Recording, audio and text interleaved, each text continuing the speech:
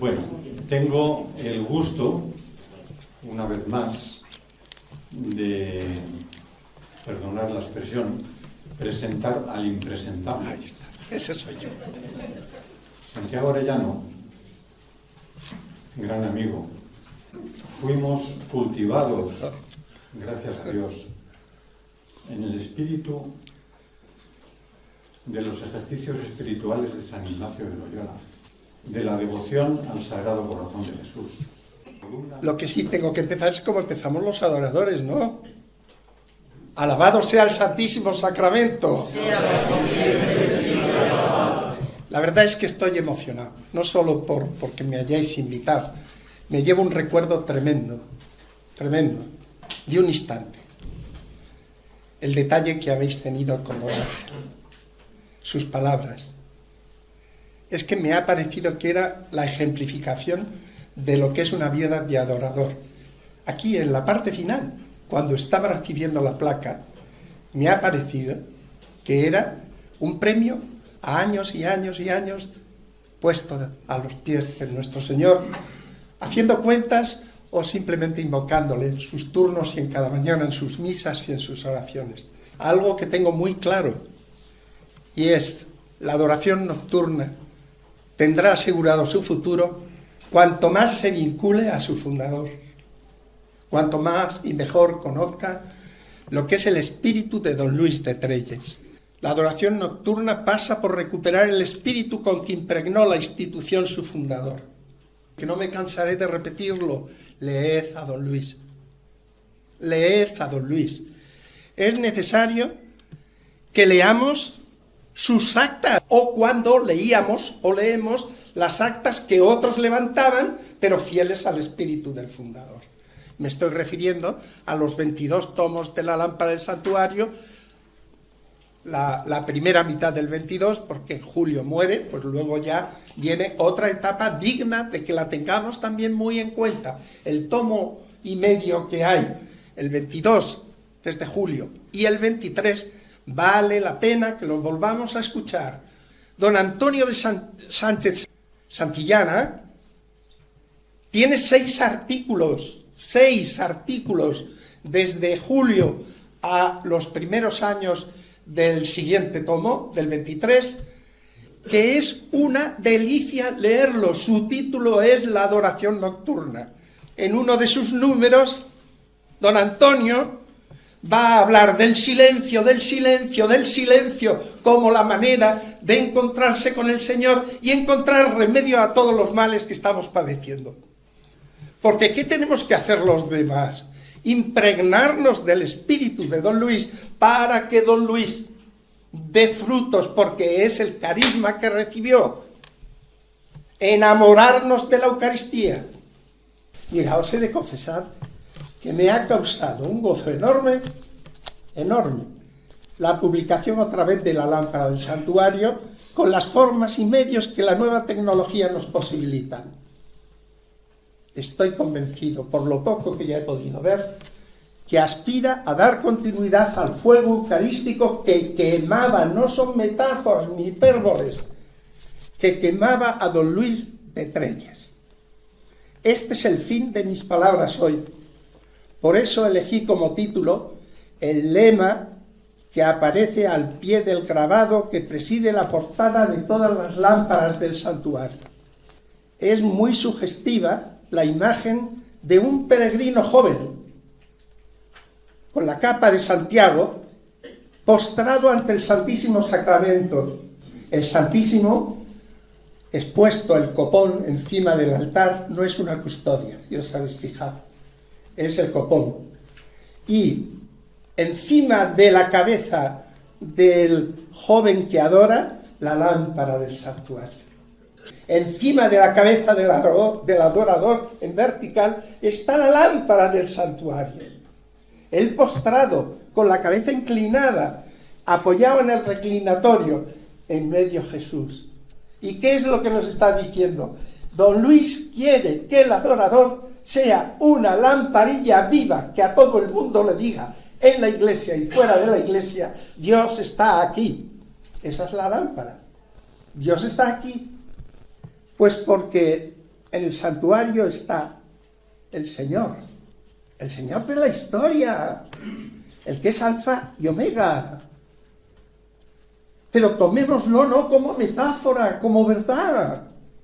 Cristo es el príncipe de la paz. No habrá paz sin Él. En el mundo no habrá paz sin Él.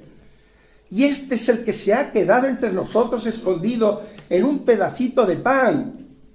¿Y para qué? Para que podamos reclinar nuestra cabeza en su corazón y encontrar alivio, porque estamos cansados y agobiados. Su divina majestad se ha escondido en las especies sacramentales para que cada uno de nosotros podamos tener audiencia privada con el Señor y mantener de corazón a corazón un coloquio con Dios mismo. ¿Estamos hablando entre humanos? ¿O esto qué es? Este es nuestro Dios. Quiere que entablemos un coloquio con Dios mismo. Y os cito la definición de Santa Teresa. No es otra cosa oración mental, a mi parecer, sino tratar de amistad, estando muchas veces tratando a solas con quien sabemos nos ama. Este es el tema. Un amigo todopoderoso que se ha enamorado locamente de los seres humanos. No puedo reprimirme, como he sido profesor de literatura, el que os traiga uno de los poemas de San Juan de la Cruz que más me llegan al alma. Mira que los tiene maravillosos. El del pastorcico, que lo sabéis todos y cantando a lo mejor.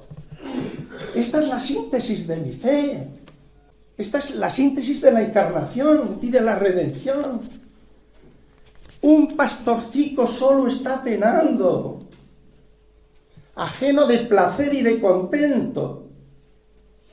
Y en su pastora, nuestras almas, y en su pastora ha puesto el pensamiento y el pecho del amor muy lastimado. No llora por haberle amor llagado. Los dolores de amor no le hacen llorar. Que no le pena verse así afligido, aunque en el corazón está herido. Mas llora por pensar que está olvidado.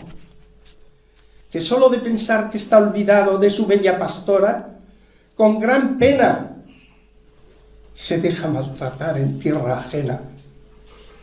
El pecho del amor muy lastimado. Y dice el pastorcico: ay, desdichado de aquel que de mi amor se ha hecho ausencia y no quiere gozarla mi presencia, y el pecho por su amor muy lastimado. Y al cabo de un gran rato se ha encumbrado sobre un árbol, do abrió sus brazos bellos, y muerto se ha quedado asido de ellos. El pecho del amor muy lastimado. Esta es la síntesis de nuestra fe.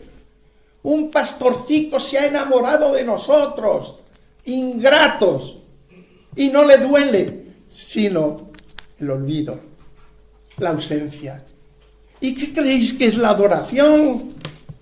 Sino un intento de respuesta casi infantil, diría, porque es unas horas para estar con aquel que sabes que te ama, que está encumbrado, que el árbol, en este contexto, cobran especiales resonancias las palabras escritas al pie del grabado que se convierte en lema eucarístico de la lámpara del santuario.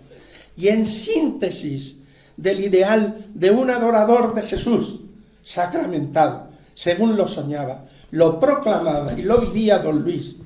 Fijaros qué palabras pone: alma mía, olvídalo todo, calla y reposa en tu Dios. Este es el lema de la lámpara del santuario.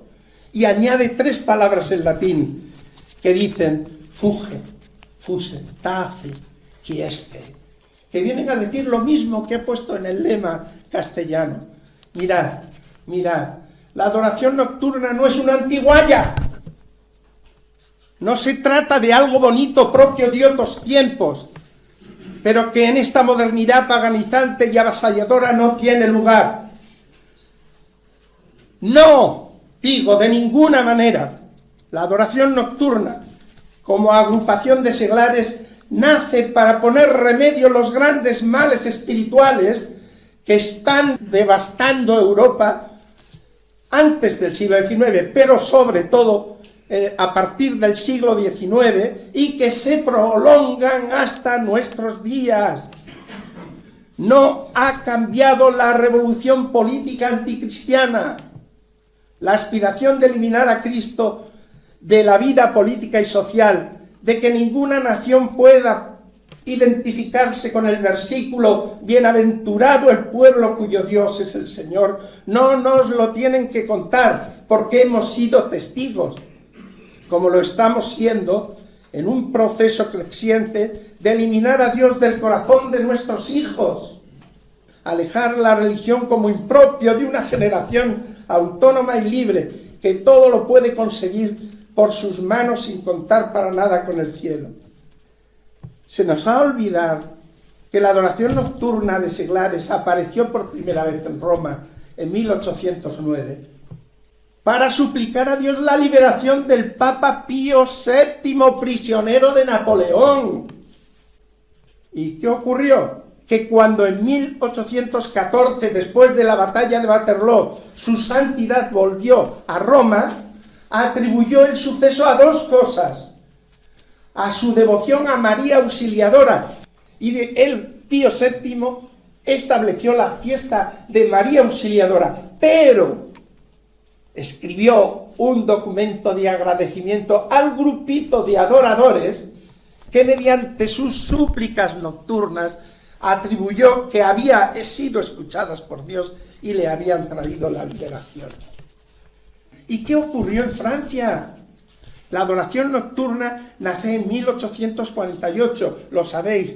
Hermann Cohen, un judío converso, músico que entra por casualidad a una iglesia para sustituir a un amigo que tenía la dirección de un coro, y al ver la bendición con el Santísimo, nota que eso no era un juego ritual sociológico, que le llega tan hondo que empieza a acudir a ese encuentro de la bendición del Santísimo hasta llegar a terminar siendo sacerdote. Y fijaros en qué fecha, 1848. Pío IX tuvo que escaparse hasta Gaeta, en el sur de Roma, en el puerto, porque las tropas revolucionarias habían entrado a liquidar el papado y el pontificado. La providencia estuvo con él y se escapó. Y entonces surge la adoración en Francia de Hermann Cohen con esa intención: rezar por el Papa, por el poderío espiritual del papado. Y España, bien lo sabéis, la adoración nace providencialmente en un encuentro en Francia con las conferencias de San Vicente de Paúl, en una cuyas veladas don Luis sintió la inspiración, asistiendo una noche a la adoración, de traerla a España. Fijémonos en qué fechas. Eso ocurrió en 1862. Y sin embargo, no pudo establecer la adoración hasta el 78, lo intentó en el 74, 73, no recuerdo ahora. Pero maravilloso. ¿Por qué? Pero ¿recordáis la persecución religiosa que había en ese momento? ¿Recordáis el 68? Lo que había sido la expulsión de la monarquía isabelina al destierro. ¿Recordáis la República Primera? Pues si es que este es el contexto de la adoración. La adoración no fue un escaparse un grupito para decir, eso está embarullado, vámonos de ahí, a estar tranquilicos. No, la adoración nace como único remedio espiritual a los males que están asolando a la civilización cristiana, a la evangelización cristiana. Este es así. Don Luis sabía que el arma más poderosa para frenar o incluso vencer esta infernal conspiración contra el Señor no era ya la violencia ni la fuerza. ¿Y cuál era? La oración que transforma los corazones de impíos en piadosos y de témpanos de hielo en fuego ardiente de amor. Aún en medio de la sequía, aún en medio del desierto, La adoración nocturna es un oasis por el que corren fuentes de agua viva y limpia. Los adoradores en las noches no han de pedir solo por sí, sino que tienen otro objeto más amplio en una región más extensa. Ese objeto es España. Todo lo que él hacía era colocar sobre la tierra de España un torreón de perpetua vigilia para pedir a Dios su favor a la nación española, y en el torreón una guardia perenne que con sus manos elevadas implore para nuestro país la protección y el amparo que ha menester. La fe en la Eucaristía puede salvar a España. Estoy citando al pie de la letra. La adoración es cuarto de guardia. Y lo que él decía, ha habido alguna parturienta, recemos por la que ha parido. Hay algún difunto, recemos por el que ha muerto. Hay alguien que está con problemas de salud, recemos, pero con nombres y apellidos. Mi hijo que no va a misa, el otro que está perdido, aquel que es vecino y que está pasándolo muy mal. Esta es la adoración. Y cito a San Juan de la Cruz, que él cuando hablaba de amar, no decía amar, sino adamar. Adamar, la palabra amar no le servía, adamar. Y adamar era amar con mayor veneración y locura al Señor. Adoración es amar con mayor locura que amarle solamente, adorarle. La adoración nocturna es una escuela de oración. Orando una noche al mes, aprendes a orar toda tu vida. Pero ¿en qué consiste orar sino en aprender a adorar y descubrir que el ser de nuestras súplicas es adorable? Que nuestro Dios visible en su Hijo Jesucristo nos ha desvelado que tiene corazón y que espera que corazón a corazón le correspondamos a su amor, amando. Le adoremos reverenciando su divina majestad y le adoremos en la acepción que todo enamorado le dice a su chica o a su amada: te adoro. Eso es lo que le tenemos que decir al Señor. Te adoro. Con el fuego de un enamorado que le dice a la chica: te adoro. Eso es lo que pide don Luis. Un amor que sale como fuego del interior, hecho realidad, no verba, no palabra, se la lleva el viento. Para conocer verdaderamente a Cristo es necesaria la oración. No se conoce al Señor sin esta costumbre de adorar en silencio. Esto lo dice el Papa Francisco, que esta oración de adoración es la menos conocida por nosotros, es la que hacemos menos. Y dice con ese gracejo que tiene para poner frases: perder el tiempo. Eso es perder el tiempo desde los ojos y miradas de los valores humanos. ¿Qué haces? Perder el tiempo. Por eso os decía que esas tres palabras en latín, el fuge, tace, quiesce, no son solo tres palabras de adorno. Resumen admirablemente el alma de la adoración y el ideal al que debe aspirar todo adorador. Fuge, huye, no solo físicamente, alejándonos de la ciudad tan pagana en nuestros días, al menos durante una hora, unas horas, sino huyendo, mirad bien, y huyendo de nosotros mismos. Segundo, calla, tace. El barullo interior de nuestros afanes, nuestras inquietudes cotidianas, nos afloran a la cabeza y nos impide oír al Dios que está escondido, pero que no es sordo ni mudo.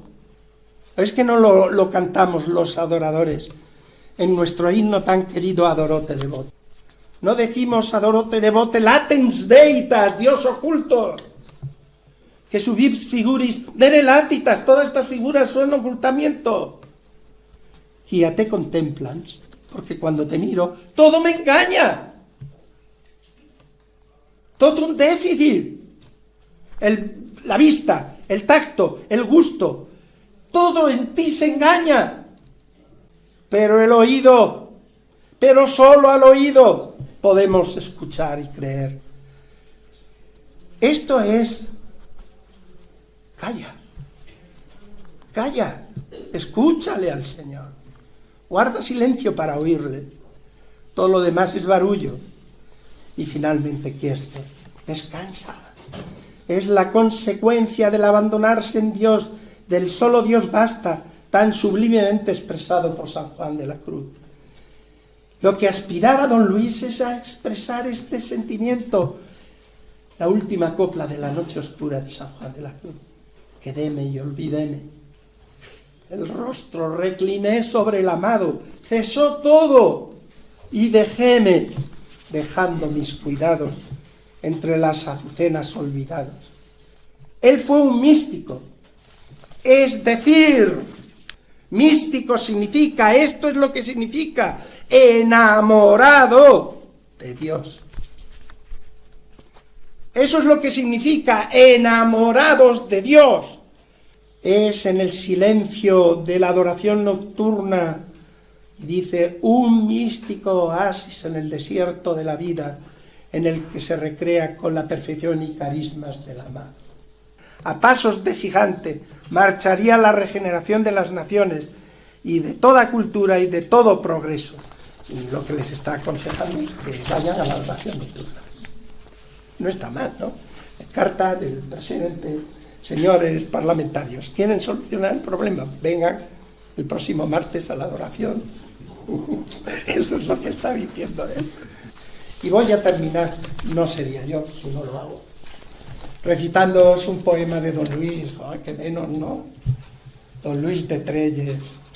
Se convierte don Luis, que es el poeta, en una especie de mayordomo de nuestro Señor Jesucristo. Y está al cuidado de todo lo que hace el Señor. Y claro, de pronto el Señor le dice que tiene que salir por las calles, que tiene que salir al encuentro de los hombres, porque es que los quiere con locura y no sabe quedarse quieto. Y entonces le dice Luis, ¿qué amores son estos? Dios, daros hoy en pan y vino. Mirad, Señor, que dirán que de amor salís de vos, obra del amor tan divino. Mas ¿quién habrá que no asombre darse a comer Dios al hombre en forma de pan y vino, do en cada cual de los dos, hombre y Dios en uno están? Mirad, Señor, que dirán que de amor saléis de vos. Le está diciendo don Luis a Dios que van a pensar que con tal comportamiento de quedarse en la Eucaristía por amor a los hombres, le van a decir que se ha vuelto loco. Y contesta, pues claro, y no es otro para menos, y no es para menos. Solo la locura de Dios por la humanidad, por cada uno de nosotros, puede explicar tan inesperado y asombroso disparate como es el de darse Dios hoy en vino y pan. Delicioso poema. Solo por él consideraría don Luis un gran poeta. En poemas como este me baso para llamarlo trovador de Cristo Eucaristía, sin que sepa cómo continúa. Muchas gracias.